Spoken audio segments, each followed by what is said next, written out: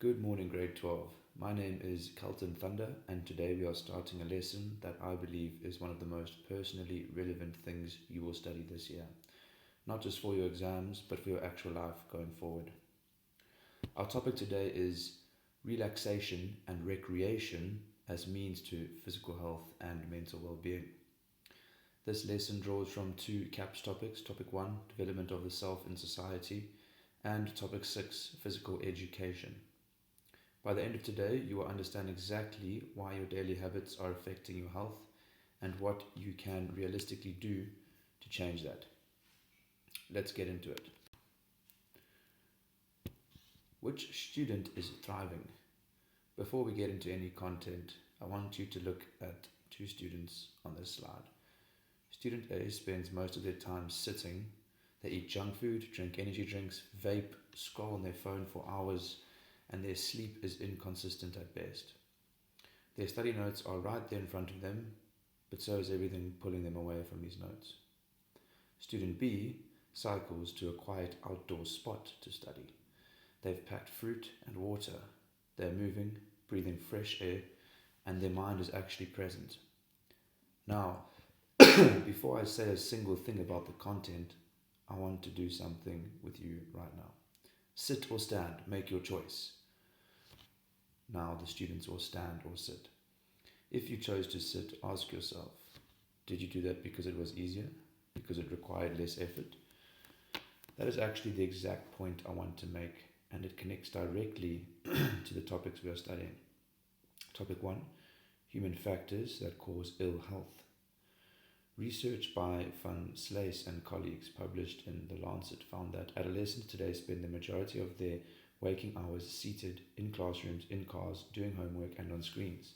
This sedentary behavior is directly linked to poor mental well-being, heart disease, and obesity. There's actually a phrase going around in health research that says sitting is the new smoking. Researchers clarify that it's not exactly equivalent, but the point stands. Prolonged sitting is quietly damaging our health.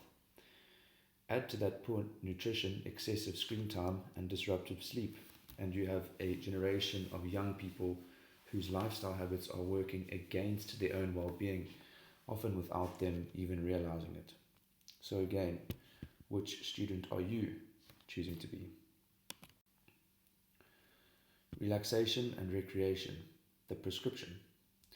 This is where CAPS topic 6, physical education, comes in, and specifically the subtopic of relaxation and recreational activities. Here's what the science tells us. A 2023 umbrella review by Singh and colleagues in the British Journal of Sports Medicine found that physical activity interventions significantly reduce depression, anxiety, and psychological distress in adolescents. Fu and colleagues writing in BMC Public Health in 2025 confirmed this across a wide range of studies.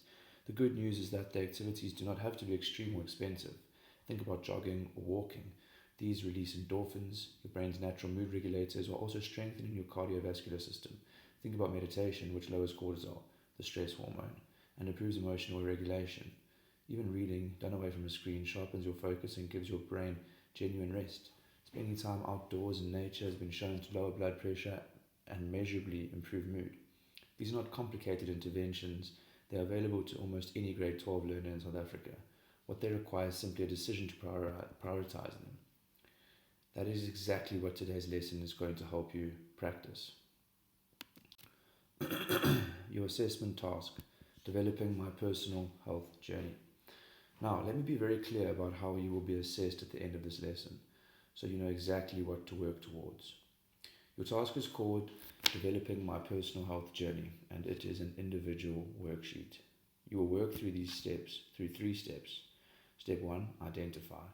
List 3 habits that are currently affecting your physical health or mental well-being negatively.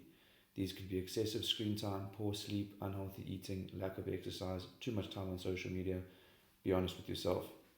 This is not about judgment, it is about self-awareness. Step 2, analyze. For each habit, explain how it is affecting you specifically. Think about your energy levels, your mood, your sleep quality, your physical fitness, and your ability to concentrate academically. Step 3, act.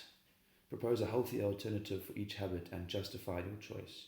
Why would that particular activity improve your well-being? This task is designed around the SCAV outcomes, SKAV, skills, knowledge, attitudes, and values. You're not memorizing facts, you are applying knowledge directly to your own life, which is what life orientation teaching is fundamentally about. What happens next in this lesson? So, here's how the rest of the lesson unfolds. We have just completed phase 1, the introduction. You have been introduced to the two central concepts, human factors that cause ill health and how relaxation and recreation can serve as a genuine prescription for these issues. In phase 2, we move into teaching and learning. You will work in small groups using a case study of a matric student who has a number of unhealthy habits. Your group will identify those habits, discuss their consequences, and explore what healthier alternatives could look like. In phase 3, you will complete your individual worksheet and will close with a short class discussion where groups share their thinking. The lesson begins by discussing healthy and unhealthy habits together. So come ready to talk, to be honest, and to engage. Everything we do today is designed to directly be useful in your life. That's the end. Thank you. That brings us to the end of the introduction phase. I hope that you're walking into this lesson with a clearer understanding of what we are exploring today and why it genuinely matters for you, not just for the exam, but for the person you are becoming. Thank you. Let's get to work.